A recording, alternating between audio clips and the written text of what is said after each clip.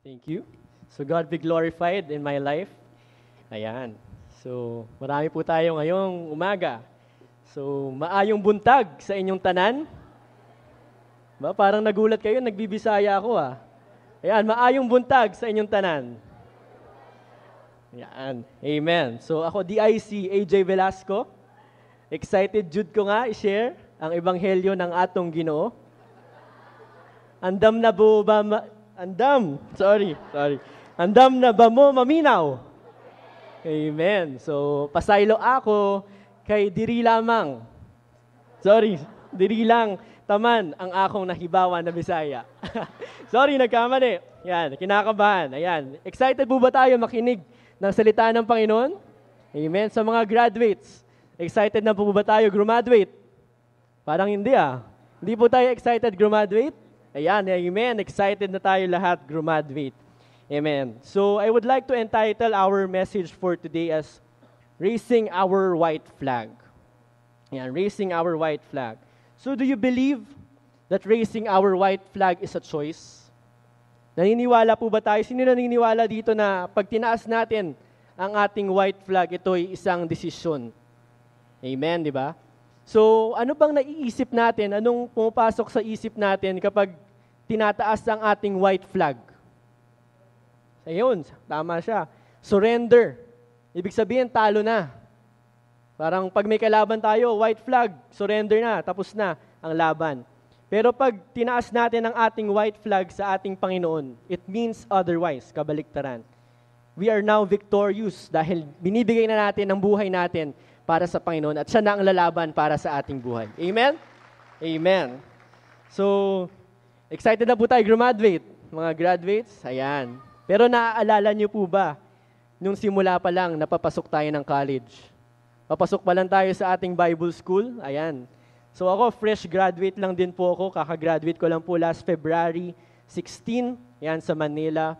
And naaalala ko po, nung ako'y papasok pa lang ng college, nagsisimula pa lang ako sa, yun nga po, sa Lasal, sa Manila. Talagang pinagpipray ko kay Lord. Sabi ko, Lord, gusto ko lang, Panginoon, ang will mo para sa aking buhay. Lord, gusto ko mapunta sa eskwelahan kung saan mo ko gusto ilagay. So, nag-apply po ako sa 3 eskwelahan. Unang-una sa UP Diliman, sa Ateneo de Manila, so may Ateneo rin dito, and saka sa Lasal, Manila. So, yan. So, nag-prepare po ako sa mga exams na yon dahil gusto ko rin po ibigay yung best ko pagpasok ko sa mga eskwelahan. And sabi ko sa Panginoon, Lord, kung ano ang unang eskwelahan na magre-reply, napasado ako, yan ang papasukin kong school. So, yabang ko, no? Kala ko, papasa naman ako sa lahat ng school. Ayan. So, to cut the long story short, hindi na po ako pinahirapan ng Panginoon. Isa lang po ang nag-reply sa akin. Yan, ang Lasal lang. Bagsak po ako sa UP, tsaka bagsak po ako sa Ateneo. So, yan. Hindi na ako pinahirapan ng Panginoon. Ayan. So, dito po I raised my white flag sa pagpili ng college. Sabi ko po sa Panginoon, Lord, gusto ko sa school na makakapag-ministeryo pa rin ako. Kasi po malayo po yung school ko, nasa Manila.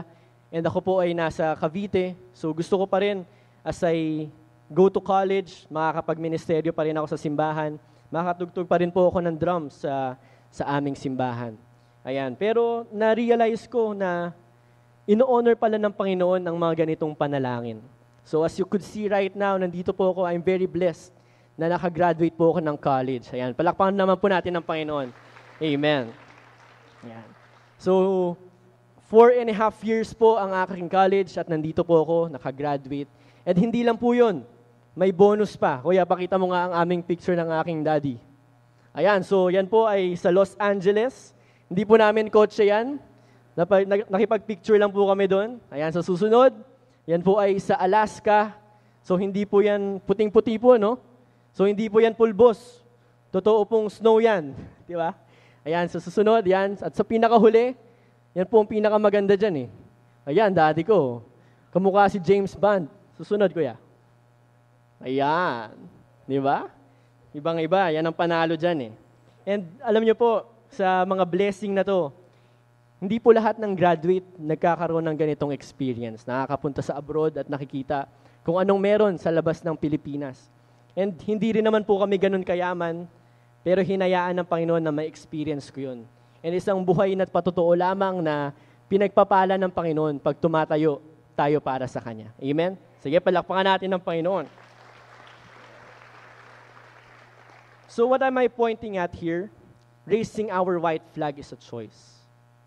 So we must be in surrender to our Lord. Bakit? That we may be in total obedience sa Kanya. Bakit?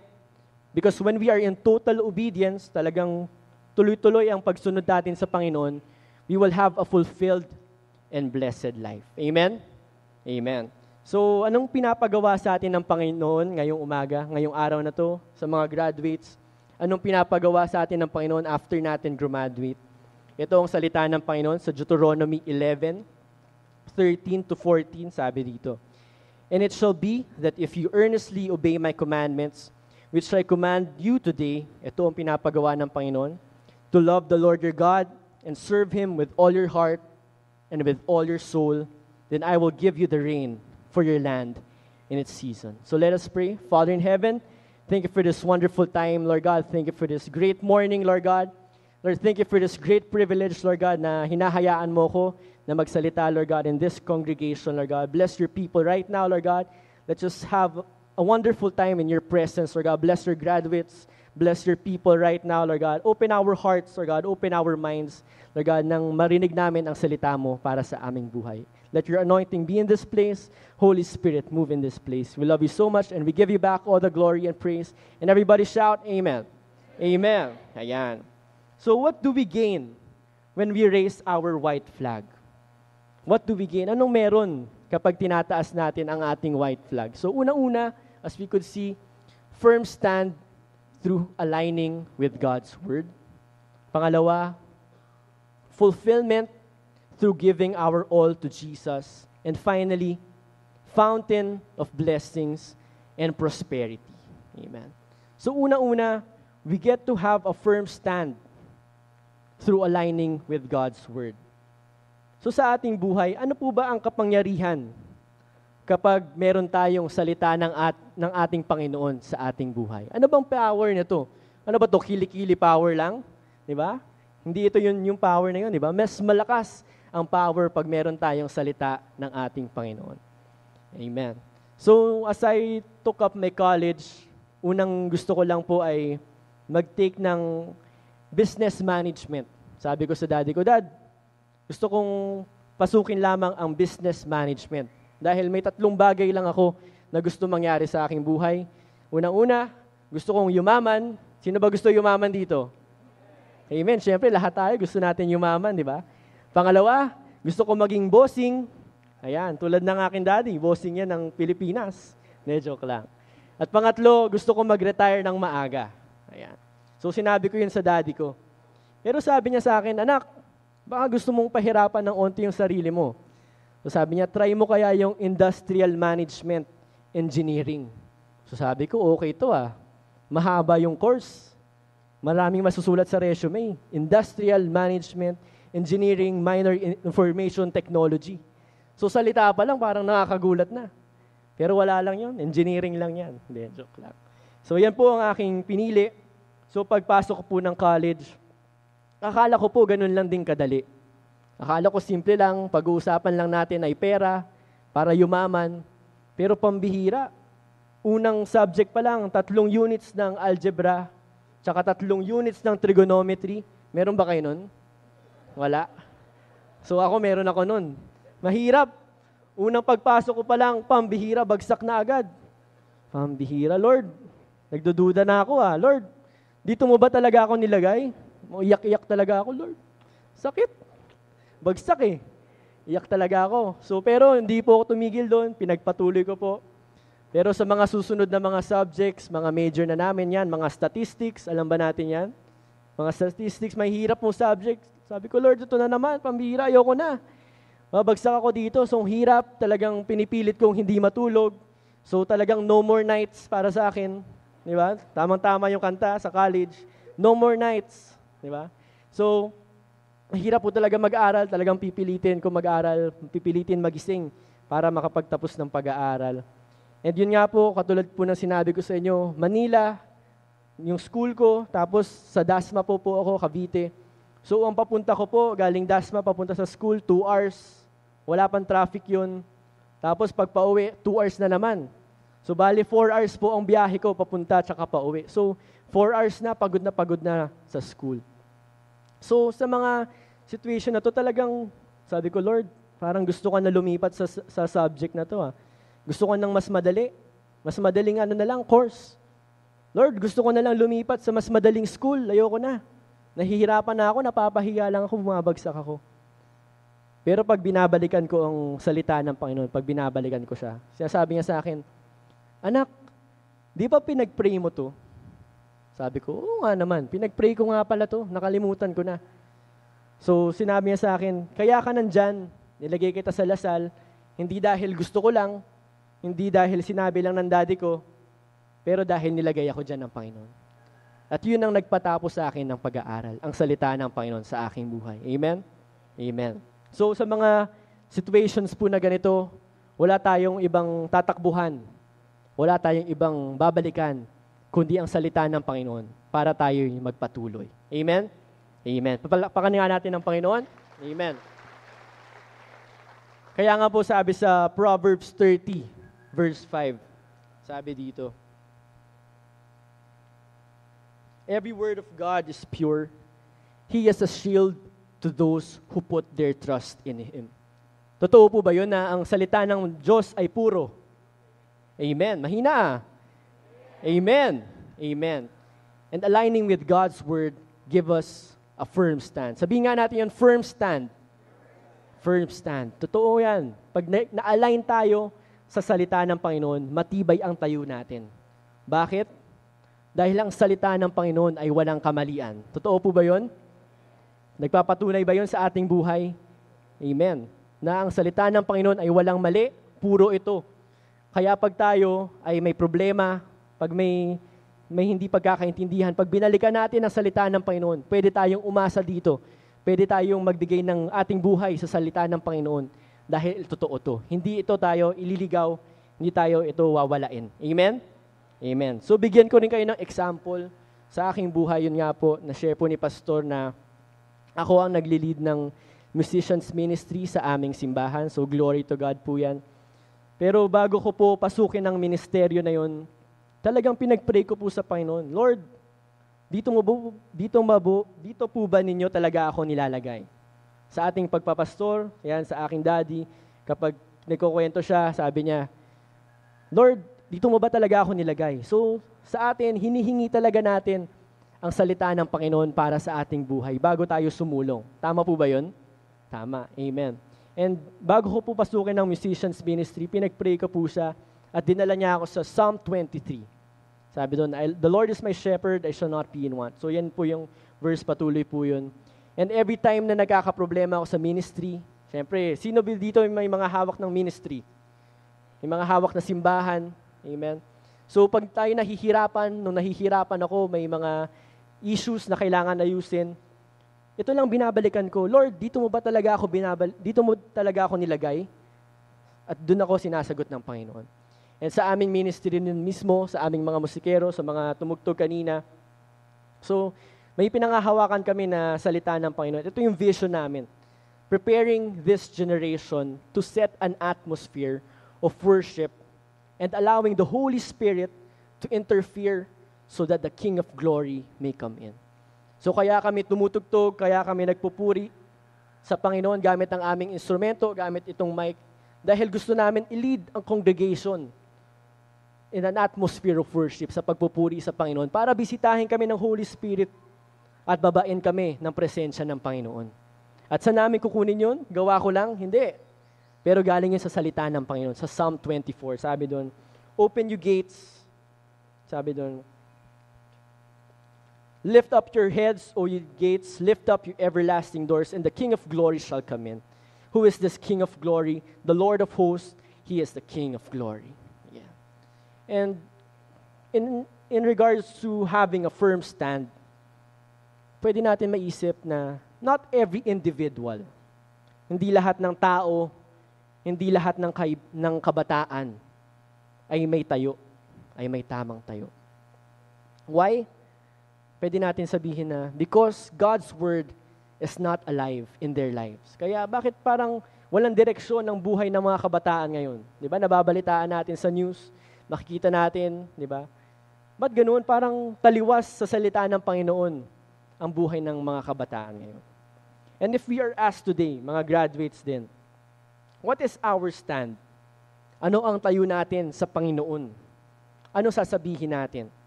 Kuwari, may inaya tayo after graduation. O, ate, abroad na tayo.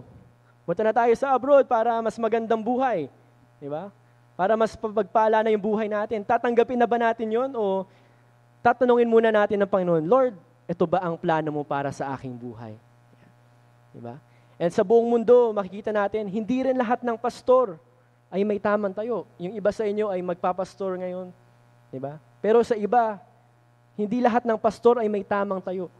Pero sana tayo, mga nandito, tayong mga kabataan na nandito, tayo na magiging pastor, sana tayo ang may tamang tayo para sa Panginoon. Amen? Palakpakan natin ng Panginoon. So now, we have our own desires. Meron tayong mga magaganda, pwedeng magandang desire natin, magandang plano, pangit na plano. Pero we need to raise our white flag and surrender it all to our Lord para makakilos siya sa ating buhay. Tulad ko, sabi ko sa aking, bago ako graduate, sabi ko sa Panginoon, Lord, oo, gusto kong yumaman, gusto kong mapagpala, gusto kong magkaroon ng malaking business. Pero Lord, tinataas ko yung white flag ko. Sinusurrender ko yun sa'yo lahat. Sa'yo na yun. Lord, kahit hindi ako yumaman, kahit hindi ako magkaroon ng maraming kotse, magkaroon ng malalaking bahay, Lord, itinataas ko yun sa'yo para, Lord, maging kagamit-gamit ako sa ministeryo mo. Amen. So sana po, ganun din ang panalangin natin. Amen. Sige, palakpakan natin ng Panginoon. May magaganda tayong plano sa Panginoon. Pero pag hindi niya tayo sinamahan, mga graduates din, sa susunod nating chapter sa ating buhay, pag may sarili tayong plano na nataliwas sa Panginoon, mahihirapan tayo. So ngayon, pwede natin i-surrender yan sa Panginoon para samahan niya tayo sa lahat ng gagawin natin. Amen? Amen. So ngayon, na naka-align na tayo sa salita ng Panginoon, anong susunod nating gagawin? Anong susunod nating gagawin? Matanong ko po kayo, fulfilled po ba tayo sa ating buhay? Sa mga graduates, masaya po ba tayo sa nangyari sa ating college life? Talagang nabigay ko yung best ko. Wala akong regrets. Tahimik ka, parang nagdududa kung nabigay yung best. Yan. So ako po, katulad po ng sinabi ko sa aking kolehiyo, mahirap po talaga ang aking college life. Talagang mahirap po yun. Pero hindi po ibig sabihin nun ay hindi ko na kaya ibigay ang aking best. Amen? Mahirap, pero kaya ko pa rin mag-excel. Kaya ko pa rin maging summa cum laude. May summa cum laude ba sa inyo? Wala yung honor student. Ayan. So, noona, gusto kong maging ganun maging honor student. So, pero sa aking college life, nung patapos na ako, meron akong isang regret. Talagang sising alipin ako sa nangyari sa aking college life. And my greatest regret was, I did not give my best sa aking college life. So hindi ko nabigay, hindi ko kayang ibigay. Kasi pwedeng sakitin ako, kaya hindi ko nabigay yung best ko. Baka marami akong problema sa buhay, kaya ganun. Pero hindi. Pinili kong hindi ibigay ang aking best. So paano nangyari yun? So sa una talaga, mahirap, talagang bumabagsak ako. Kaya talagang pursigido ko na hindi na bumagsak. Kaya aral talaga ako, todo aral ako. Kaya lang, nung hindi na ako bumabagsak, ang bihira, nagsettle na lang ako doon. Masaya na akong hindi bumabagsak. Masaya ako na pumapasa ako sa bawat exam. So nagugulat ako pag mababa yung grades ko. Lord, ba't ganun? 1/100 lang yung grade ko. Pinakamababa ko, 2 2/100. So, Lord, ba't ganun ang baba? Nagugulat din ako pag sobrang taas. Lord, ba't ganun? Sobrang taas naman ang grade ko. Yan. So, in-expect ko lang kasi pasado lang eh. So, nung pumapasa na ako, hindi ko na inasam na maging cum laude. Hindi ko na inasam maging honor student. I settled for less. Yan. Sasabihin ko sa inyo, na I settled for average, na natili ako sa average na buhay. Ba't ganun? Meron kasi akong tamad attitude. Meron ba dito mga tamad? Wow, natawa kayo Parang natamaan So meron ako nun, tamad attitude. Yung tipong, Nay, mamaya na yan. Pwede pa naman yan bukas Meron ba sa atin yun? Na, Sir, sabihin natin sa kaibigan natin, kunwari si Rodolph. Saan ba si Rodolph dyan? So nawala. Pwede na yan, kapatid. Hindi naman i-check ni pastor yung report mo Pwede na yan, pasa mo na yan. O kaya, nonood na lang tayo ng telebisyon para kaysa gumawa ng mas importanteng bagay, di ba? Tamad na Tamad ako nun Tamad attitude. Ayan. Kaya lang, nasira ako dun. So, tulad nung sa graduation picture ko, ito po yung graduation picture ko Ayan, sorry. Yung pangalawang slide po namin pala ay fulfillment. Ayan, sa graduation ko, so kakamayan ko na kasi hindi po Christian school yung pinasukan ko So kakamayan ko si brother, si Lasallian brother. Nagtataka ako. Sabi ko, ba't ganun? Hindi ako excited umakyat ng stage ng entablado. Kayo ba ay excited na nandito sa taas ngayon?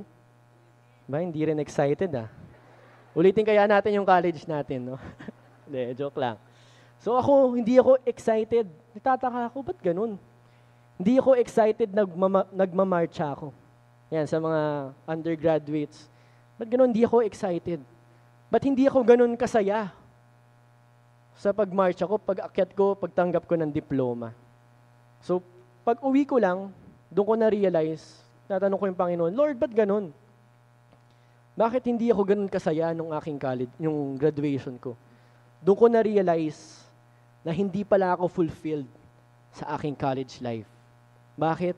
Dahil hindi ko binigay ang aking best. Nag-settle ako for average. Ayan. So, ang tanging masasabi ko lang ay, sayang. Nandito na tayo, mga gagraduate na tayo. Hindi na natin kaya balikan yung mga dati pa, di ba? So, wala na, sayang na. Sayang. Lord, ba't ngayon mo lang sinabi itong word mo? Dapat kanina pa, di ba? Ayan. So, sabi dito, kaya sabi sa Deuteronomy 11:13, ito pala yung pinapagawa ng ating Panginoon sa lahat ng ating gagawin.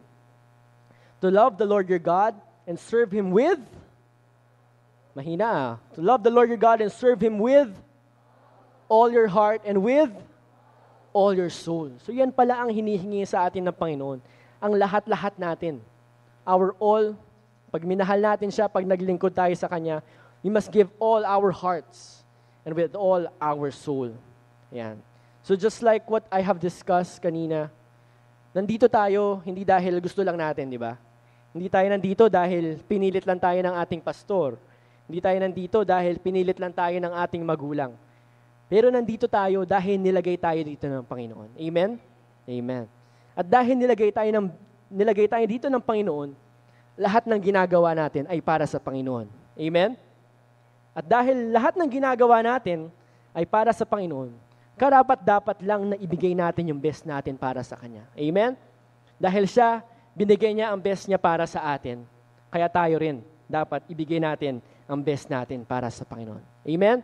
Sige, palakpakan natin ng Panginoon doon. So once again, ito na naman, itataas na naman natin yung white flag natin. Let us be reminded na worship is our lifestyle. Sino dito yung mga worshipers ng Panginoon? Amen. Tayo lahat ay worshipers ng Panginoon. Dahil kaya tayo nandito, dahil para itaas ang pangalan ng Panginoon. And when we worship the Lord, hindi tayo nag-worship ng half-hearted. Diba? Hindi tayo nagbibigay ng papuri na average lang. Pag kumanta tayo dito sa gitna, talagang bibigyan natin ng buo natin para sa Panginoon. Pag kumanta yung choir dito, bibigyan natin ng buo para sa Panginoon dahil siya yung Diyos na sinasamba natin. Amen? And let us realize that we need to surrender our all to our God.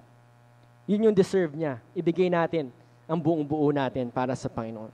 So ngayon, kausapin ko yung mga graduates. Alam nyo, hindi pa huli ang lahat. So pare-parehas tayo ng estado sa buhay.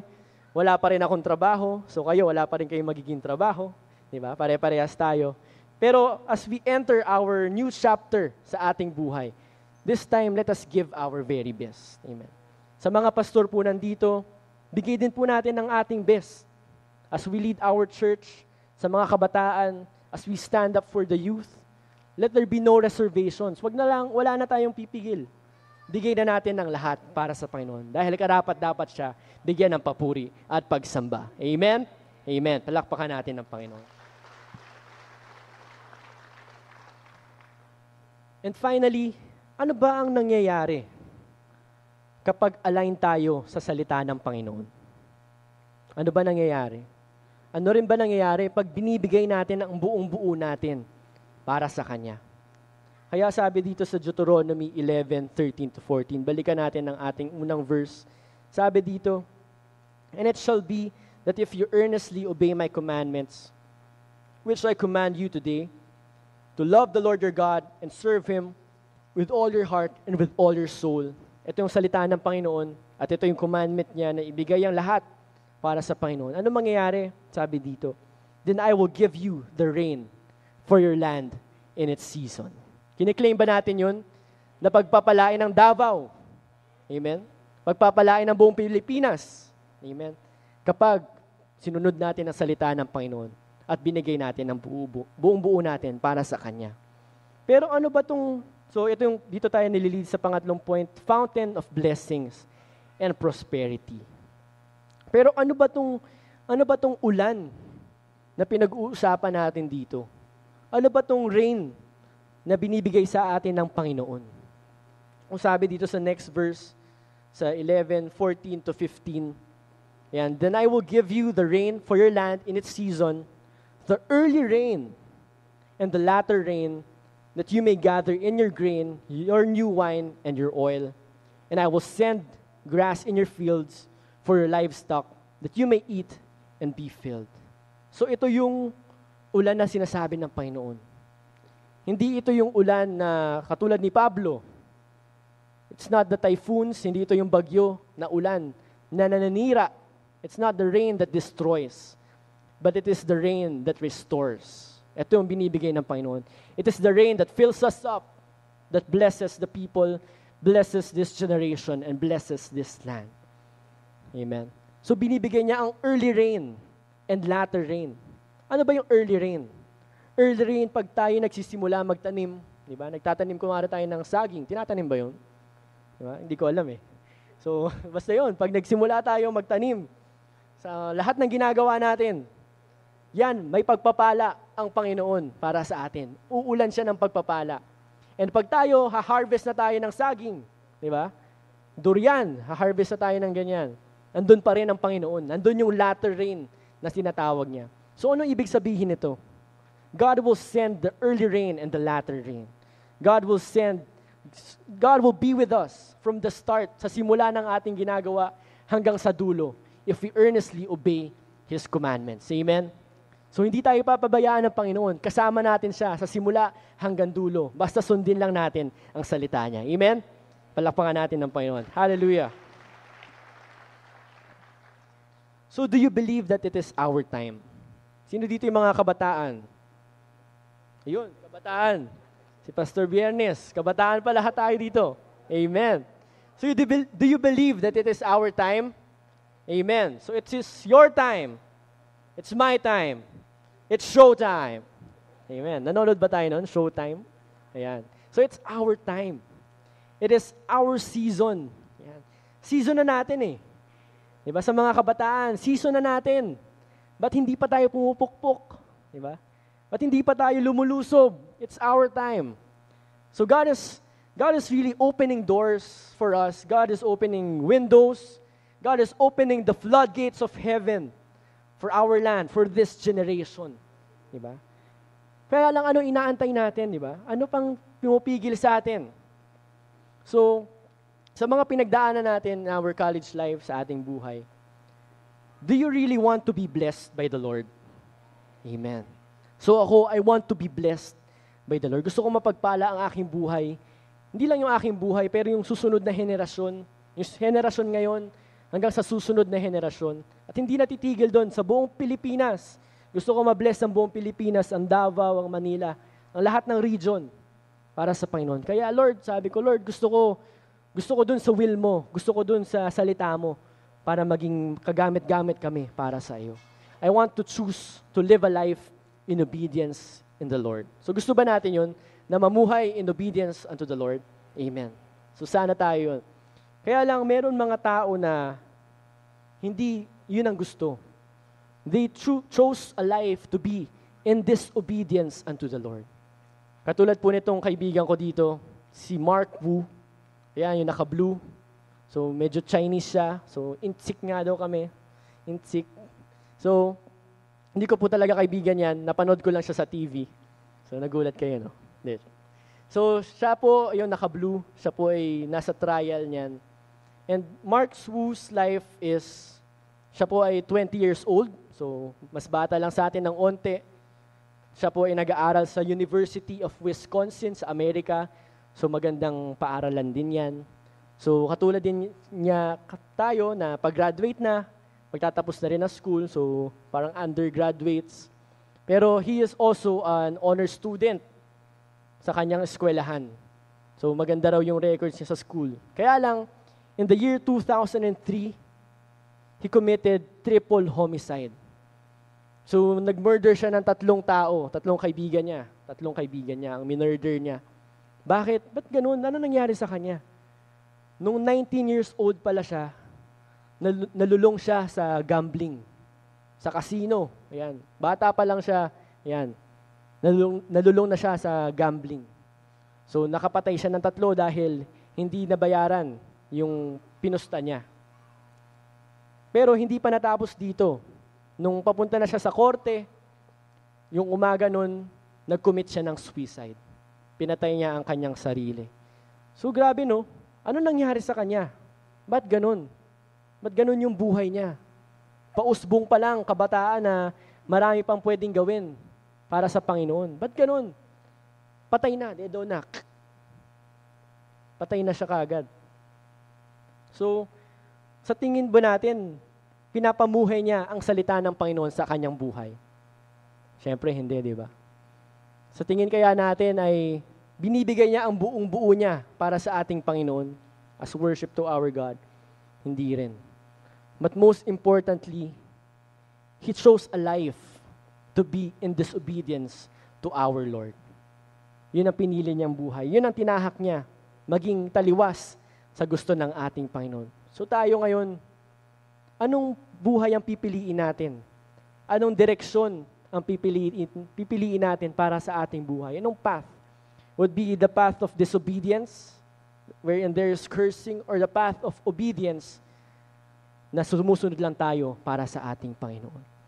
Kaya nga sabi dito sa susunod na verse, in Deuteronomy 30, verse 14 to 20, sabi dito, "But the word is very near you, in your mouth and in your heart, that you may do it." So sa atin pala, malapit na pala ang salita ng Panginoon sa ating buhay. Nandyan lang pala, nandito lang pala sa ating puso. Diba? Kung wala pa rin yung salita ng Panginoon sa atin, ayan, meron tayong internet para pwede tayo mag-search. In verse 15, sabi dito, "See, I have set before you today life and good, death and evil. And that I command you today to love the Lord your God, to walk in His ways, and to keep His commandments, His statutes, and His judgments, that you may live and multiply, and the Lord your God will bless you in the land which you go to possess." So sabi nga po ng isa kong kaibigan, totoo nga yung mga sinasabi nyo, no? Dapat pala magpakabait lang ako, itama ko lang yung buhay ko, at pagpapalain talaga ako ng Panginoon. And totoo po yun. Sumunod lang tayo sa Panginoon, and talagang pagpapalain niya tayo. Amen. Kaya lang sabi sa verse 15, "But if your heart turns away, so that you do not hear, and are drawn away, and worship other gods, and serve them, I announce to you today, that you shall surely perish. You shall not prolong your days in the land which you cross over the Jordan to go in and possess." So yan pala, may pangit din pala kapag hindi tayo sumunod sa Panginoon. Sabi sa verse 19, "I call heaven and earth as witnesses today against you, that I have set before you life and death, blessing and cursing.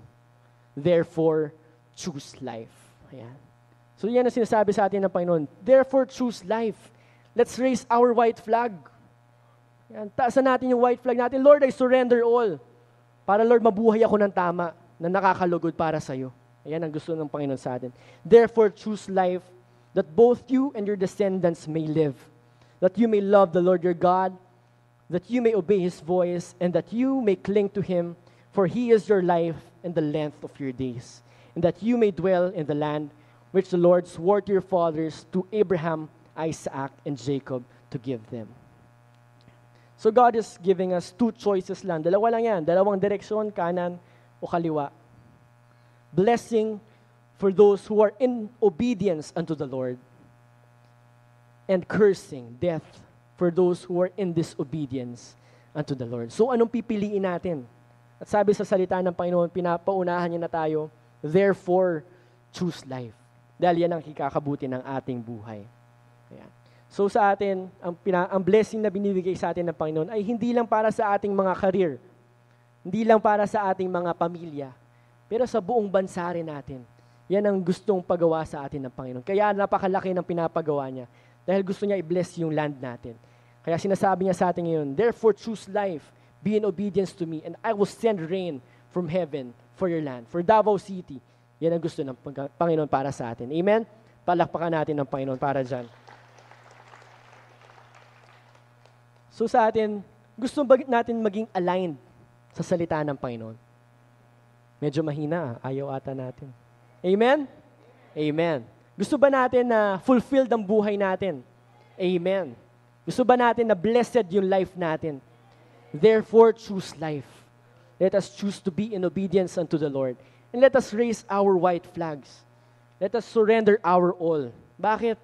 Para makasunod tayo ng tuloy-tuloy sa Panginoon. Dahil pag may mga dala-dala tayong bagahe sa likod natin, hindi tayo makakasunod sa Panginoon eh. At bakit? Ba't natin kailangan sumunod sa Panginoon?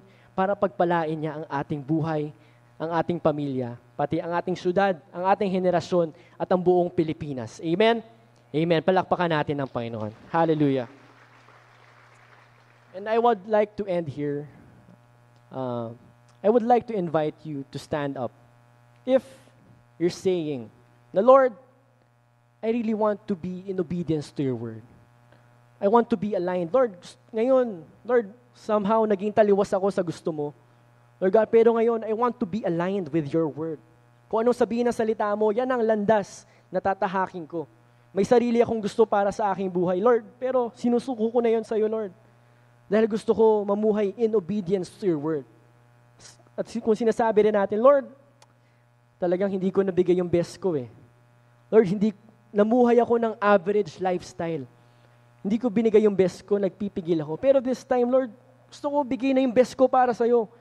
No holds bar, no more reservations. Gusto ko bigay para sa iyo dahil para sa iyo naman to eh. Lord, sasabihin din natin, Lord, gusto ko, Lord, pipiliin ko ang buhay kaysa ang kamatayan. I choose to be in obedience unto you. And if you're that person na, Lord, I surrender my all, I raise my white flag and just surrender my all, and I want to be in obedience to you. And I would like to invite you to stand up if that is your prayer. And let us raise our two hands sa Panginoon as an act of surrender. Pag sinasabi natin, Lord, I want to be in obedience to you. I want to surrender my life to you. Lahat ng gusto ko, surrender ko sa iyo. Taas natin ang ating kamay natin. Buong kamay natin at pagpipray natin yan. Amen. Thank you, Father in heaven. Thank you for this wonderful time, Lord God. Lord, thank you for this great privilege, Lord God, na nandito kami, Lord God. Hindi aksidente, Lord God, na nandito kami, Lord. Pero nandito kami dahil ikaw ang naglagay sa amin dito. Lord God, kita mo yung aming buhay, Panginoon. Kita mo yung aming pinagdadaanan, Lord God. But this time, Lord God, gusto na namin sundin ang salita mo para sa aming buhay, Lord God. Para may direksyon kami, may pinatutunguhan kami para sa iyong kabanalan, Panginoon. At Lord, gusto na namin din, Lord, ibigay ang buo namin para sa iyo. We want to worship you in spirit and in truth, Lord God. Hallelujah, Lord God. And Lord, we want to be blessed, Lord God. That's why right now, we raise our white flags. We raise both of our hands as an act of surrender. Lord God, we surrender everything into your hands, Lord God, that you may bless us, bless our lives, bless our families, bless this generation, bless the youth of this nation, Lord God. Bless, Lord God, our city, Davao City. Lord God, bless the regions. Lord God, bless Church of God, Philippines. And Lord God, bless the Philippines, Lord God. And we will do things for your greater glory. Lord God, we commit everything into your hands, Lord God. We claim the victory for our lives, Lord God. And Lord, hallelujah. Lord God, bless this graduates, Lord God.